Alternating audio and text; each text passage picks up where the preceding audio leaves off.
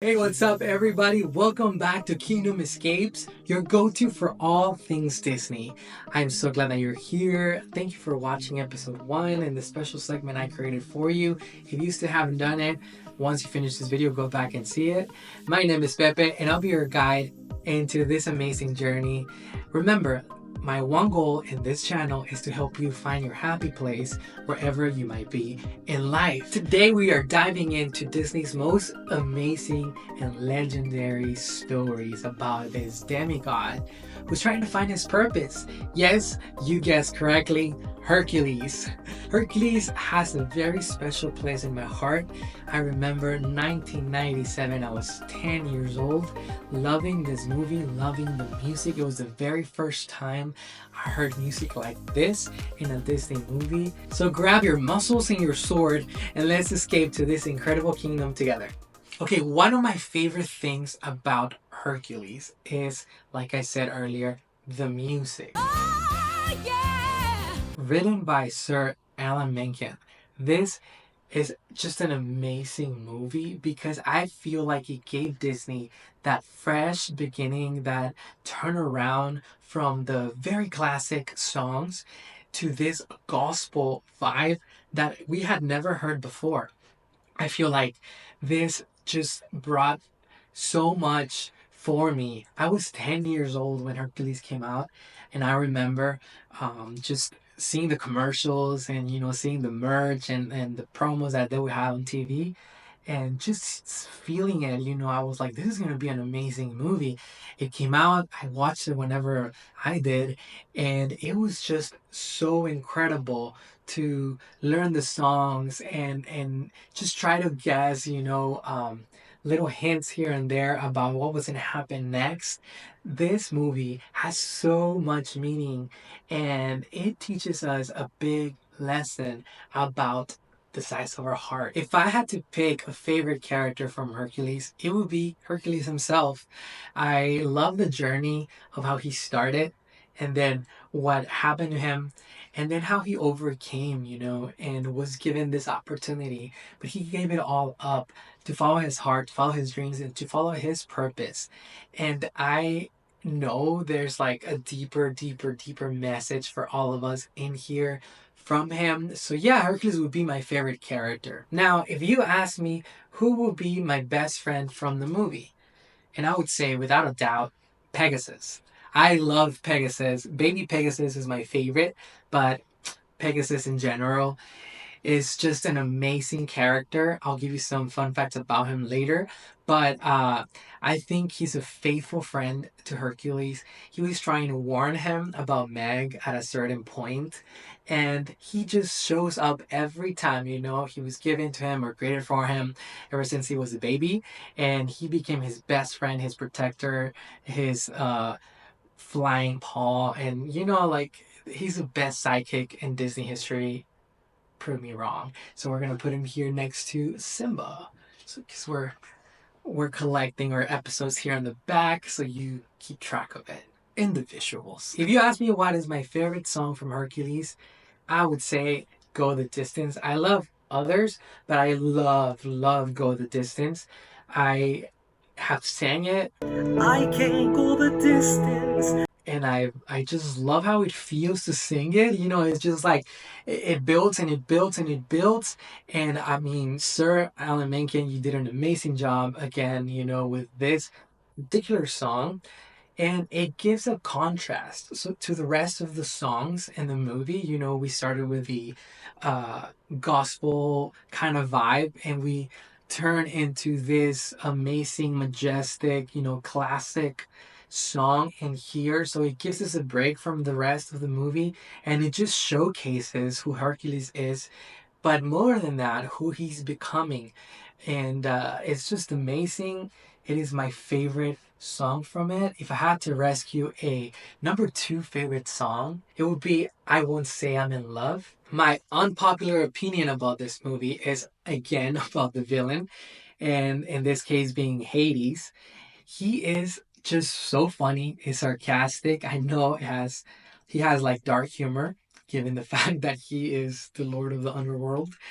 But I just love how Disney used Also, I think it's the first time they use pop culture references into this, and the way he just executes every single thing, it just makes you think about how awesome and amazing it was to give this character, which is the opposite of what we want, such a wit, like, so he's so clever, and he makes the movie a little lighter, because of the whole subject of talking about the underworld. And did you know that Pegasus is not a part of actual Greek mythology? So he was created specifically for the movie to give Hercules a companion. And I think that was like the best thing they could ever do. Pegasus is my favorite sidekick ever. And I am so glad they added him in to the movie. If I can give you another fun fact, it would be that the Muses were originally going to narrate the story in a very traditional classical style of storytelling, but then the creators of the movie decided that they would give it a gospel twist, and well, the rest is history. Wow, what an amazing change! Imagine I cannot imagine the start of Hercules without those runs and those, it's just amazing. It just sets the standard for the whole movie. Man, I just love this movie and how it was done very, very well. Thank you, creators, for giving us gospel muses. Let's see. A third fun fact I can give you is about Hades' hair. Hades' hair was specifically inspired and animated to showcase Hades' mood. So if he was feeling calm, the hair was calm, or the flame was calm. And if he was, like getting upset, the flame will grow. And if he was like not having it at all, it would turn red. So that is just like a little hint of what his mood was for the moment. What is my favorite scene from the movie? My favorite scene from the movie is when Hercules fights the Hydra. I don't know if you can see here in the camera. The Hydra is this animal or this mythical creature that has many, many heads, and he's fighting it at a certain point. He is feeling like he's done, he conquered, but then that thing like comes back to life, but he goes back and he defeats it, and then the people start believing in him. But what I like about all of that more than the message behind, don't stop trying, is that that action feeling that it gives it, but also, that feeling of accomplishment that he feels when he comes out of his fist, like, and he is just in hero mode from there on. Okay, if you're asking, where can we find Hercules at the Disney parks? Unfortunately, they haven't built an attraction or a show for Hercules. Hopefully, they will. The upcoming show for villains might showcase Hades, so stay tuned for that. They're also building a villains land at Magic Kingdom, so I am hoping they create something about Hercules. Imagine a little boat that will take you into the Hades world, I don't know, and they would just play the song, "It's a small underworld after all." That's a quote from Hades.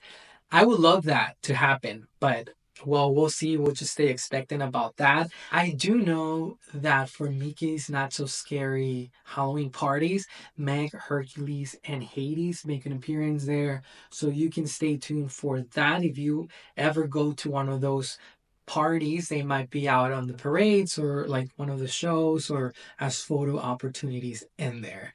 Other than that, we'll just keep waiting for a Hercules ride or at least show. Disney, come on. All right, and moving on to the next segment, which I've called "I Seldom Give Very Good Advice." Once again, this is a mix of words from Alice in Wonderland. It's not how she says it, but it is how I adapted to this segment. If we can take two lines from this movie and apply it to ourselves, One of them would be when Hercules tells Phil, how am I supposed to prove myself a hero if no one will give me a chance? I have thought about this before in my life, thinking somebody needs to give me a chance, number one, and number two, thinking I need to prove myself. When I decided in my life that I didn't need to prove myself and that nobody needed to give me a chance for me to be who I was called to be, for me to fulfill my purpose, that's when I started seeing growth. That's when I started seeing healing. And that's when I started enjoying life as I should. Sometimes all we need to do, my friends, is take the pressure off. Because, a hero is not measured by the size of his muscles and his strength, but the size of his heart. And if you do things with the right heart, if you decide that you're going to be people of good, if you are going to show mercy to others, and if you are going to try, because I know it's hard, but we're going to try to be more empathetic, that shows already how amazing we are. And I wouldn't use the term hero though, because hero already puts a standard very high that sometimes we stress ourselves out. We are no one's savior. We are no one's hero. We are just part of a big, big, big plan. And if we play a part in our one-on-ones, in the circle we surround ourselves with, and if we just play a part of being good, of being kind, and showing that mercy that we were giving from God, we will make a difference without feeling the pressure that we need to save the world. Now, the second line has a lot to do with this video, and is when Phil tells Hercules, giving up is for rookies.